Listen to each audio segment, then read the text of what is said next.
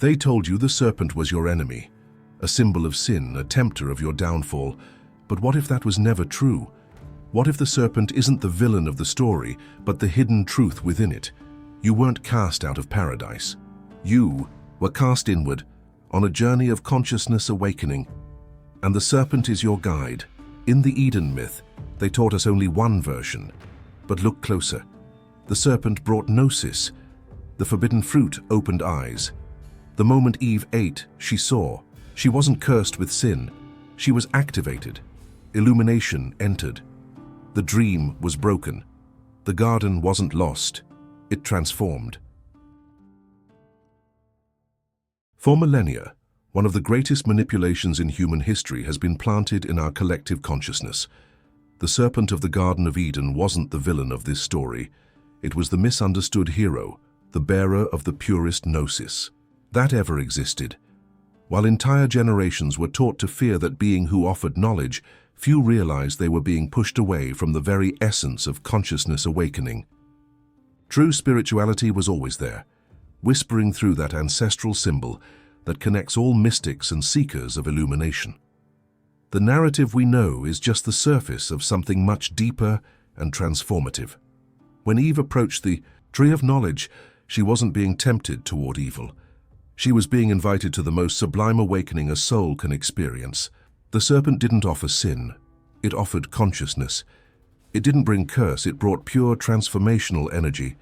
Jesus himself, in his most occult words, spoke about being wise as serpents, recognizing this ancestral wisdom that few truly understood. What really happened in that transcendental moment was an unprecedented energetic activation. Eve didn't fall into disgrace. She ascended into consciousness.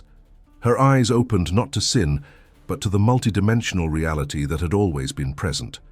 The serpent awakened in her the same force that pulses at the base of every human being's spine, waiting for the right moment to ascend and illuminate each chakra, each internal power center. This cosmic energy wasn't foreign to Eve. It was her divine heritage being reclaimed. The forbidden fruit was never about disobedience. It was about spiritual sovereignty. Imagine for a moment the courage needed to take that first step toward the unknown, knowing that every control structure would try to prevent this expansion of consciousness. The serpent represented everything that future power institutions would fear, a completely awakened human being, connected to their divine nature, incapable of being controlled by external dogmas. It was mysticism in its purest form, offering a direct path to the source of all that is. This reinterpretation isn't just academic or philosophical. It resonates deeply with those who feel an inexplicable inner calling. When you feel that restlessness in your soul, that sensation that something greater is waiting to be discovered, you're hearing the same whisper that Eve heard. The serpent continues offering its gift of awakening to those brave enough to question imposed narratives and seek their own inner truth. And as we explore this revelation, something even more extraordinary begins to reveal itself about the universal presence of this sacred force. Across continents and millennia, an extraordinary truth emerges when we observe the most ancient spiritual traditions of humanity. The serpent doesn't appear as a symbol of evil in any primitive culture. On the contrary, it represents the most sacred and transformative energy known to the initiated ones. In ancient Egypt, the uraeus adorned the pharaoh's crowns, symbolizing illumination and awakened divine power flowing through their beings. In the East, Kundalini serpentines up the spine as sacred fire, elevating consciousness through the chakras in a dance of pure spiritual energy. In pre-Columbian America, Quetzalcoatl, the feathered serpent, represented the union between earth and sky, matter and spirit in perfect harmony. This universal presence of the serpent in gnosis traditions isn't coincidence. It's evidence of a fundamental spiritual truth that transcends cultures, epochs, and geographical boundaries. The ancients understood that this primordial energy was the key to consciousness awakening, the fuel of mystical transformation that connects human beings with the source of all that is. Jesus, in his deepest teachings for intimate disciples, spoke of this occult wisdom that few could comprehend or integrate into their daily spiritual practice. Authentic mysticism always recognized this force as ally, never as enemy to be feared or rejected. The systematic demonization of the serpent began when empires discovered that awakened people are absolutely impossible to control or manipulate. Imagine the power of an individual completely connected with their inner energy, someone who doesn't need external validation because they found divinity within themselves. This type of spirituality represents a direct threat to any system based on hierarchy, submission, and spiritual dependence. That's why the serpent, maximum symbol of spiritual autonomy and divine independence, needed to be transformed into the greatest villain in religious history. The strategy was brilliant in its calculated cruelty. Take exactly that which liberates consciousness and paint it as the source of perdition and eternal damnation. Ancient temples were systematically destroyed, sacred texts burned in massive bonfires, symbols deliberately reinterpreted to serve control agendas. The energy that was once celebrated as manifestation of divine illumination became something to be feared and avoided at all costs. Priestesses who channeled this force were hunted down as witches and heretics. Mystics who taught about inner awakening were persecuted as dangerous enemies of established religious order. Today, when you feel that subtle energy coursing through your spine during deep meditation, or when you experience altered states of consciousness that expand your perception of reality beyond normal limits, you're accessing the same force that ancients venerated with reverence and devotion. This experience isn't new. It's ancestral, primitive, yours by divine right and cosmic inheritance. The inner serpent didn't disappear with repression. It just patiently awaited the moment when you'd be ready to recognize and embrace it. And when that recognition happens, something extraordinary begins to awaken in the deepest core of your being. At the base of your spine, coiled like a serpent in rest, pulses an energy that ancient mystics knew as the greatest treasure of human experience. Kundalini isn't just a distant esoteric concept, it's a bioenergetic reality that every person carries within themselves, awaiting the precise moment to ascend and completely transform the perception of reality. When this energy awakens, illumination stops being an external search and becomes a visceral, tangible experience, impossible to deny or rationalize away. Jesus spoke of this transformation when he mentioned spiritual rebirth, and ancient Gnostics dedicated their entire lives to understanding and activating this sacred inner fire. Imagine a force so powerful that, when activated, dissolves the barriers between you and the cosmos, connecting you directly with the source of all that is without any intermediaries. Kundalini is exactly that, the primordial energy that weaves body, mind, and spirit into an indivisible unity of consciousness. When it begins to move, rising through the chakras like a serpent of pure light, each energetic center illuminates with an intensity that transforms not only your consciousness, but your very identity and understanding of existence. Consciousness awakening stops being theory and becomes direct, irrefutable, transformative experience. The signs of Kundalini awakening are unmistakable for those who know how to recognize them with proper spiritual discernment. Perhaps you've already felt that subtle tingling at the base of your spine during moments of deep meditation, or experienced waves of energy coursing through your body in states of intense spirituality and mystical connection. These aren't fantasies of imagination. They're evidence that your inner serpent is beginning to stir and prepare for ascension. Some report sensations of intense heat rising up the spine. Others describe visions of golden light or experiences of mystical ecstasy that transcend any known mundane pleasure. The process of Kundalini activation doesn't happen by chance. It responds to a specific combination of inner preparation, pure intention, and energetic alignment with higher frequencies. Practices like conscious breathing, prolonged meditation, spiritual fasting, and states of deep contemplation create ideal conditions for this awakening to occur naturally. However, serpentine energy has its own wisdom and divine timing that cannot be rushed or manipulated.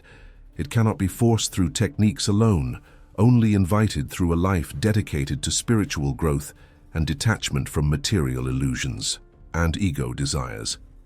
When Kundalini finally ascends through all chakra centers, the practitioner experiences a consciousness expansion that completely redefines their understanding of reality and their place in the cosmos. Boundaries between self and universe dissolve completely, revealing the fundamental interconnection of all existence in ways that words cannot adequately describe.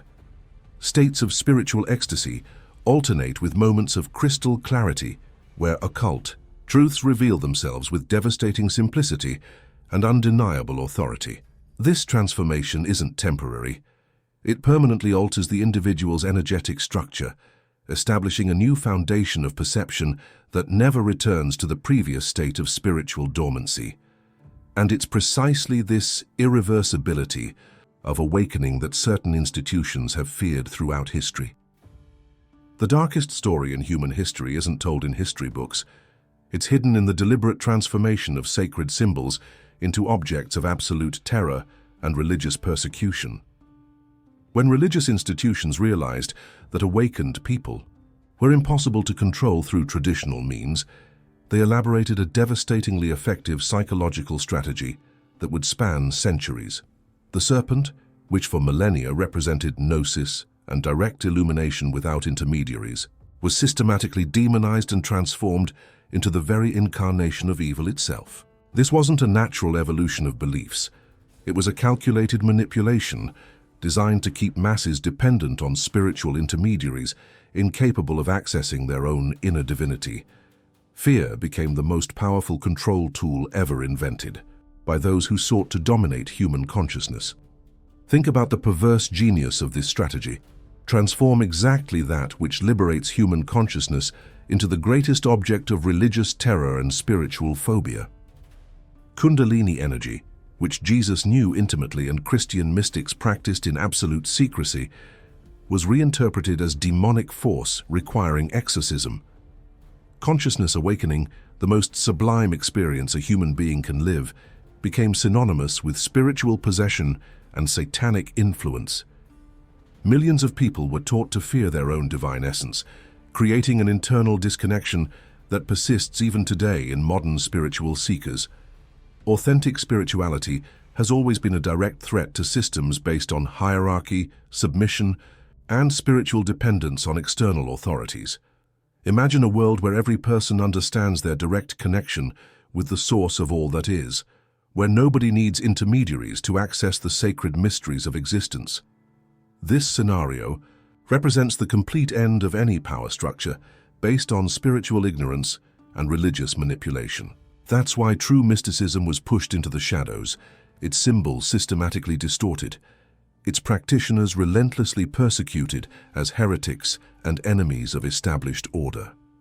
The conditioning was so deep and pervasive that even today, when someone experiences signs of energetic awakening, the first reaction is frequently fear rather than celebration. That tingling at the base of the spine, the waves of energy coursing through the body, spontaneous visions during meditation, all of this is interpreted as something potentially dangerous instead of signs of spiritual evolution and consciousness expansion. Entire generations have been deprived of understanding their own energetic nature, kept in a state of spiritual dependence that serves perfectly the interests of those who profit from mass ignorance and religious submission. The most liberating truth is also the simplest one. You don't need anyone to access your inner divinity and spiritual sovereignty. The serpentine energy that pulses at the base of your spine isn't your enemy. It's your most powerful ally in the journey of self-knowledge and mystical realization. When you understand this viscerally, not just intellectually, something fundamental transforms in your relationship with the sacred and divine. Fear gives way to curiosity. External dependence dissolves into spiritual autonomy and self-reliance. You begin to perceive that you always had within yourself everything you sought outside. And this perception marks the beginning of a transformation that can no longer be interrupted, stopped, or reversed by any external force. The Garden of Eden was never a physical place lost in the distant past. It's a state of consciousness that exists within you at this exact moment, awaiting your recognition and conscious activation. When you embrace the inner serpent instead of fearing it, something extraordinary happens. You stop seeking external salvation and discover that you were always your own savior and spiritual guide. This is the most revolutionary truth that Jesus tried to transmit in his occult teachings, that the kingdom of heaven is within you, accessible through direct gnosis. Authentic spirituality isn't about submissive worship, but about consciousness, awakening and recognition of your own inherent divinity. True gnosis has always known this fundamental principle. Spiritual sovereignty is your birthright, not a privilege that needs to be earned through intermediaries or religious institutions. When Kundalini energy awakens completely, you experience a transformation that goes far beyond personal growth. You become a conscious co-creator of reality itself. Every thought, every emotion, every intention gains a manifestational power that previously seemed impossible or reserved for enlightened masters. Mysticism stops being esoteric theory and becomes a practical tool of transformation and conscious creation. You realize you always had direct access to the source of all that is, and that this connection never depended on dogmas, rituals, or external approval from any authority. The serpent's path demands extraordinary courage because it challenges all conditioning that keeps us small, dependent, and spiritually immature. When you accept that illumination doesn't come from outside, but emerges from within through inner work and self-realization, you automatically become a threat to systems based on spiritual control and religious manipulation. Your very awakened existence becomes a silent invitation for others to question their limiting beliefs and inherited programming. You don't need to preach or convert anyone. Your transformed energy speaks for itself, radiating a quality of presence that awakens something dormant in those who are ready to hear the call. The practice of cultivating this inner sovereignty is both simple and profoundly transformative when approached with dedication and reverence. Begin by creating daily moments of silence where you simply observe the sensations at the base of your spine with focused attention. During meditation, imagine a golden light igniting in that location, gradually expanding through your entire energetic system like liquid fire. When you feel internal resistance or fear arising, acknowledge these feelings without judgment. They're just echoes of old conditioning dissolving and releasing their hold on your consciousness. Conscious breathing becomes your ally, each inhalation activating serpentine energy, each exhalation releasing obsolete patterns that no longer serve your spiritual growth. True awakening has no final destination. It's a continuous process of expansion and integration that transforms not only you but your entire experience of reality and existence itself. You discover that you were never separate from the cosmos. This separation was just an illusion maintained by fear and spiritual ignorance. The inner serpent, when fully awakened, reveals that you are both the question and the answer, both the seeker and that which is sought in the ultimate mystery. In this recognition, the Garden of Eden manifests again, not as a lost paradise from the past, but as recovered consciousness in the eternal present moment. And when this happens, you finally understand that the longest spiritual journey was always the distance between your head and your heart, between who you thought you were and who you really are. Now you know the truth that few dare to accept. The inner serpent is your greatest spiritual ally, but knowledge without action is just intellectual entertainment. The time has come to awaken this energy that pulses at the base of your spine. Are you going to keep living like a spiritual beggar, begging for crumbs of illumination through third parties, or will you claim your divine sovereignty and activate the gnosis that was always yours by right? Kundalini energy doesn't wait for your permission, it waits for your courage. Jesus knew this, ancient mystics practiced this. Now it's your turn to leave fear behind and embrace the consciousness awakening that transforms everything. What will your choice be? Remain asleep or awaken to who you really are? Subscribe to the channel and hit the notification bell to continue this journey